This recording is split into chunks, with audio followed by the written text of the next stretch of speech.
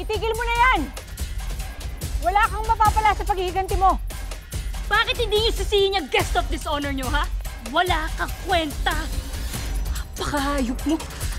Bakit? Anong kinalaman ko dito? Naalala mo ba? Si Colonel Arsenio de la Cruz. Nagsilbi siya sa'yo pero sinira mo siya. Anak niya ako. At nandito ako para maningil sa mga ginawa mo sa kanya. At hindi lang yun. Nagtagal mo ng pulis. Pero napakarami mong korupsyon na ginagawa. Lahat yun natatakasan mo. Ang hirap mong ikulong kaya ang sarap mo na lang patayin. Sarap mong pasabugin para mamatay ka na lang. Kagaya ng ginawa mo sa dati ko. Yun naman pala eh.